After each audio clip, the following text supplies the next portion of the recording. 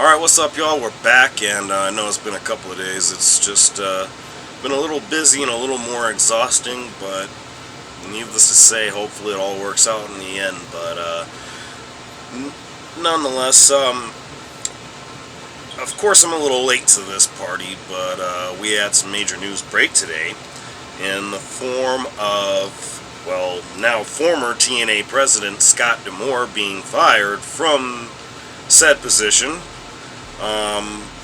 Of course, this is from the parent company Anthem. I'm not going to go too much into details about it because I've actually been listening to a few different outlets about this that have been talking about it. This is really, really random, I gotta say. And it's as if all the stuff with Vince and the whole sexual assault allegations, all the things that have gone on with that, the hush money, and then literally within the last week we also get news that Stardom actually fired, I'm pretty sure he was their longtime president, and basically was the guy that built everything from scratch, by the name of Rossi Agawa, and Bushiroad decided to kick him to the curb. I don't know. Apparently, one way or another, this was expected to happen. I'm not sure which side was intending to do what, or, like, I have no idea what was going on. I'm really not even concerned about any of that specifically, but you know, it's just really, really wild, that at this point that we're actually seeing all these things happen in such short order. Of course, with D'Amore, there's a lot about corporate restructuring and like all sorts of other whatever. You know, I'm really not even concerned about any of that, to be perfectly honest with you. This is just all a bunch of shit that's happening right now that, you know, it's... I don't know how to look at it other than it being a bit of a disturbing trend. And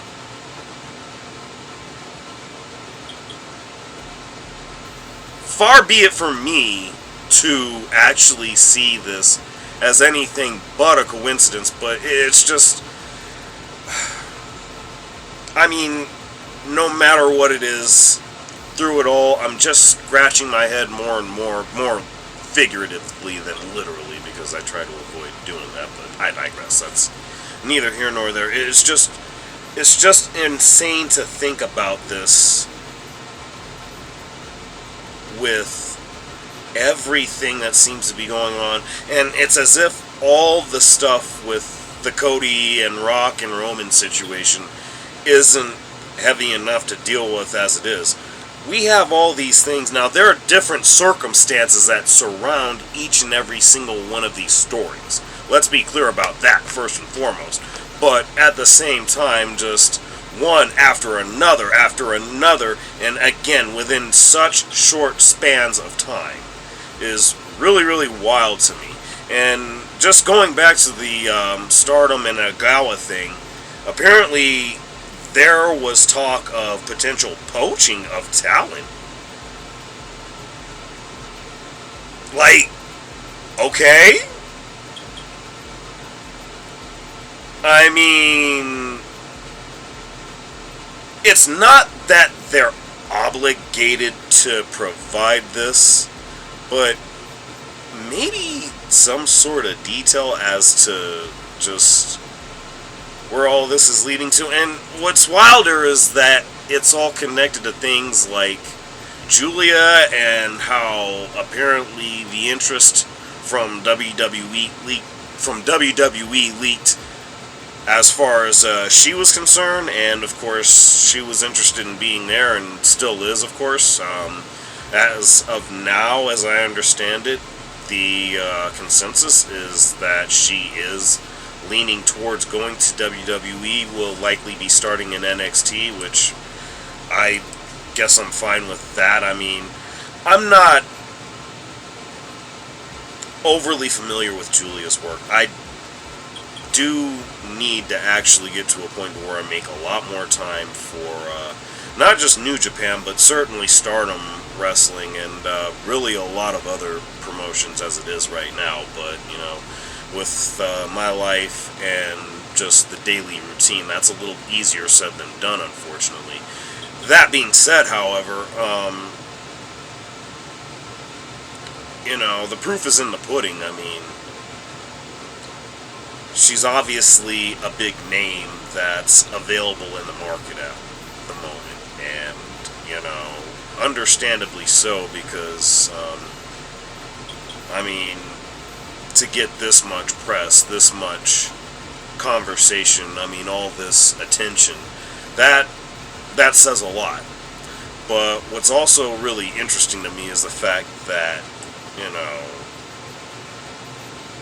WWE wasn't able to secure bringing back Sasha Banks, aka Mercedes Moné, and now, at this point, it's been leaked that she's going to be with AEW, specifically, and I'm forgetting the date on this, but it's the show literally after Revolution, or maybe it's a couple of weeks after, because Revolution is March 3rd, of course, and it's actually March 13th that this is slated for, that Dynamite is scheduled to be in the TD Garden Bank Arena for Dynamite, and it's a special episode, apparently, which is going to be around Mercedes Moné.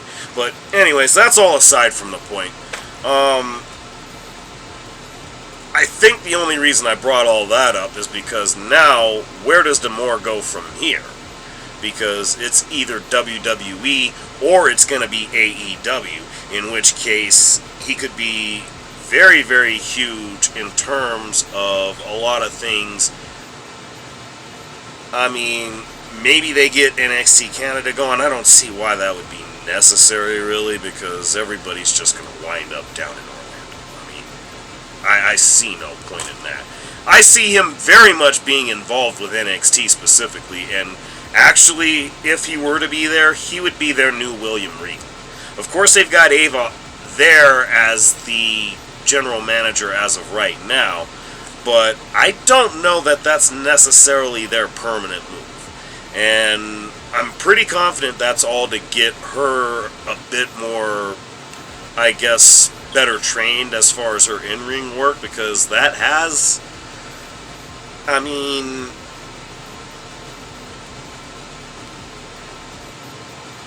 it's not like she's her daddy.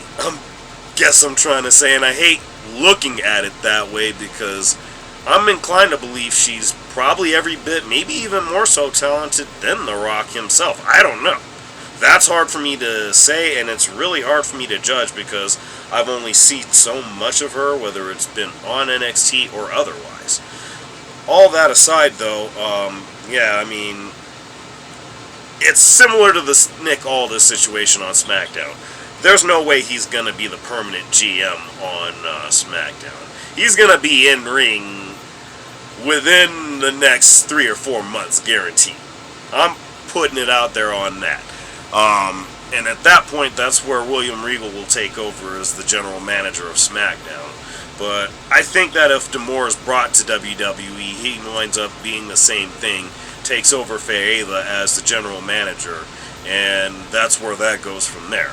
Now, the flip side to it is AEW could pick him up, have him take all of the booking responsibilities and everything that is entailed with, you know, putting together Ring of Honor and actually making it an enjoyable product. Like, I feel like that would be something that, if that could be delegated to him specifically, we're talking a completely different ball game. And a lot of people feel a lot of different ways about Ring of Honor as it is. Some not so good, others probably better than it should be. I don't know. It really depends. I also, much like New Japan, much like Stardom, haven't been able to make time to watch a whole lot of Ring of Honor, unfortunately. And, you know, I really can't judge based on any of those things, or anything that anybody else says. I'm just going off of the things that I know, but just in terms of what I would have as my expectation is either WWE or AEW will end up acquiring the services of one Scott D'Amore, because I mean, TNA don't want him no more. Anthem don't want him no more. I mean, shit. There's no other way to look at it. And, you know, and I'm going to finish it with this, the only other reason I bring up WWE and AEW in this is because, you know, it's like I said before, WWE has just been a little iffy as far as their free agency game is concerned. Sure, they brought in Jade Cargill, and they seem to be bringing in Julia. I'm hearing some other names, but I don't remember them all off the top of my head. Obviously, they just brought back Andrade, and he's on Monday Night Raw. Of course, Naomi is back on SmackDown, and, you know, a lot of huge things are happening right now, but all that said, you know, again, they didn't bring back Sasha.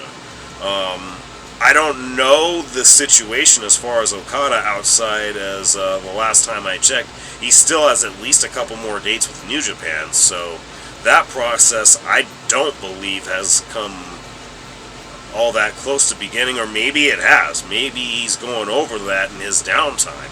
I have no clue on that one, but I don't believe he's leaning either which way as of this particular moment.